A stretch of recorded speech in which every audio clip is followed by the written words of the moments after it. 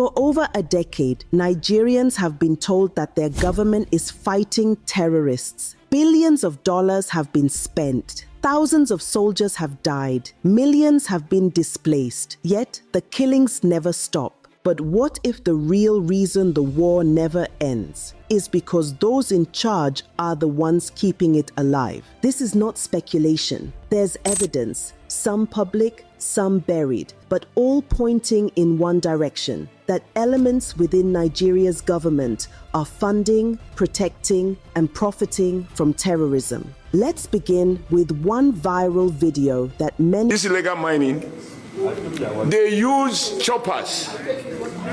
They procure arms exactly the same way as our military were doing in the South. They give them arms. They use choppers to come and cut away the gold. And they take them out of this country and make billions of US dollars.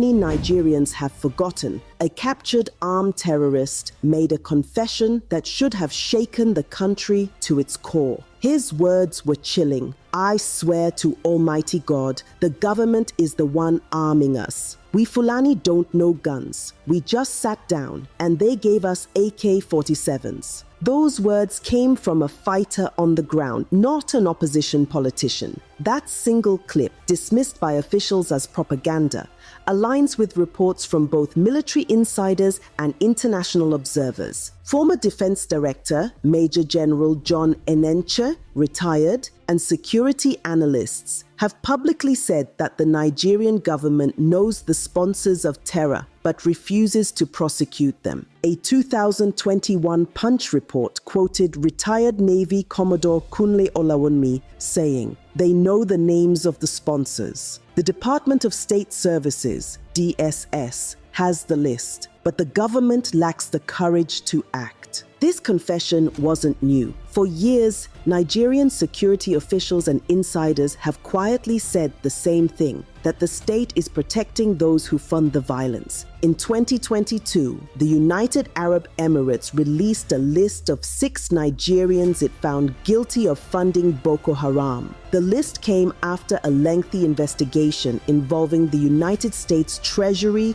and international banking systems. These men were convicted in a UAE court, their accounts frozen, and their networks exposed. But back home, nothing happened. The Nigerian government didn't arrest them.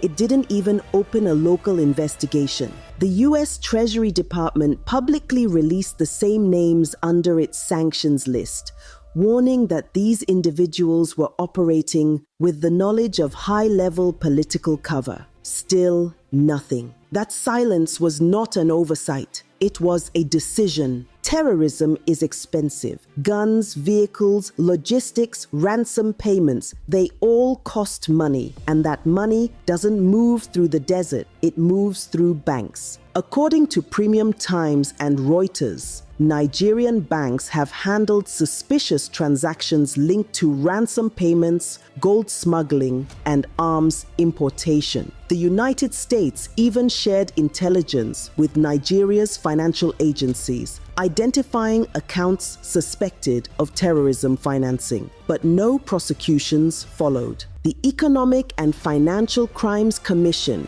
EFCC, knows the accounts. The Department of State Services, DSS, knows the names. Yet no one acts. Because in Nigeria, terrorism isn't just a crime, it's a business. It doesn't stop there. In 2021, the Cable and Daily Trust reported that the federal government paid 800 million naira to bandits for the release of Kagara students in Niger State. The deal was labeled a peace negotiation, but security sources confirmed it was ransom money. Imagine that. Public funds going straight into the hands of killers. The same killers who months later returned to kidnap more students in Tagina and Kaduna. Meanwhile, the government launched the so-called rehabilitation program for repentant terrorists. Some were sent abroad for foreign education under the Senate's Operation Safe Corridor Initiative, a program that rebrands murderers as victims and victims as collateral damage. As one angry Nigerian said online, "So a farmer whose family was killed gets no compensation, but a terrorist gets a scholarship." A former Air Force intelligence officer once described it perfectly. This government is fighting terrorism with one hand and feeding it with the other. The deeper you look, the clearer it becomes that this is not negligence, it's partnership. In 2021, Nigeria's Minister of Communication, Isa Ali Pantami, faced global outrage after reports surfaced of his past sympathies for jihadist groups. Old sermons where he praised Al-Qaeda and the Taliban resurfaced, and citizens demanded his resignation. He admitted making mistakes, but remained in office, shielded by the presidency. To the international community, this was a red flag. A man once accused of sympathizing with global terror networks remained part of the same government claiming to fight terrorism. Olai Mohammed, the then Minister of Information, who in 2023 publicly admitted that Christians were indeed being targeted in Nigeria, effectively confirming what the government had denied for years. Yet again, no action followed. And then there's Samuel Ortom, former governor of Benue State. In one fiery statement, he accused the federal government of colluding with foreign interests to Islamize and take over Nigeria. He said the truth most leaders fear to say, that the government's silence in the face of these killings is not incompetence. It's complicity. In early 2024, a viral image showed Nigeria's current vice president sitting on the ground, eating with men who had once been declared wanted bandits. The government called it a peace meeting, but for millions of Nigerians, it was an image of betrayal. Because while citizens are told to pray for security, their leaders are busy dining with the same people who burn villages and kill farmers. This is how deep the rot goes, from the battlefield to the cabinet table. When Kaduna-based cleric Sheikh Ahmad Gumi appeared in photos surrounded by armed bandits, many thought it was satire, but it was real. He openly advocated for negotiations, claiming bombing bandits will only worsen killings. Gumi even called the US an enemy of Nigeria for proposing airstrikes against terrorists. Instead of arresting him, the government gave him safe passage. That image, a cleric sitting comfortably among men with AK-47s, captures Nigeria's biggest scandal: the merging of state power, religion, and armed violence. While killers get meetings and rewards, journalists, protesters, and whistleblowers get threats. Protesters labeled as terrorists to the arrests of activists who expose corruption. The government's priorities are clear. The real enemies in their eyes aren't the ones holding guns, but the ones holding truth. What we are seeing in Nigeria today is a cycle: terrorists attack civilians. The government releases statements and allocates new security budgets.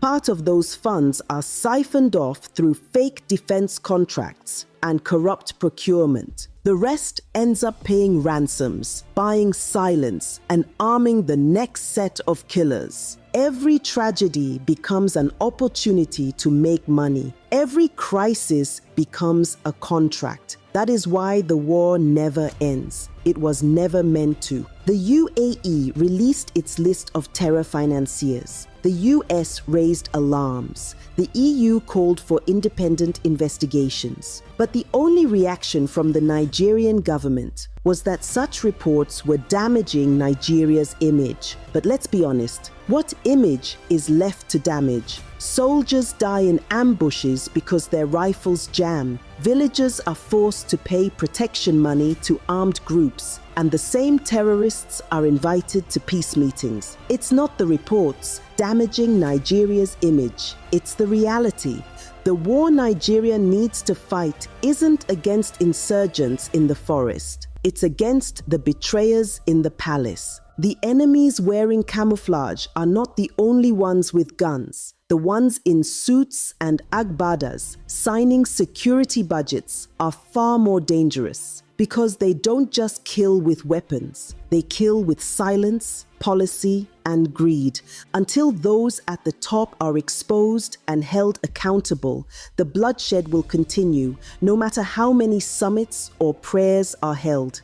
Nigeria is not a failed state. It is a captured one, captured by people who discovered that fear is profitable. And until Nigerians themselves demand accountability, the killing fields will continue. Because in the end, it's not the terrorists destroying Nigeria. It's the system that created them.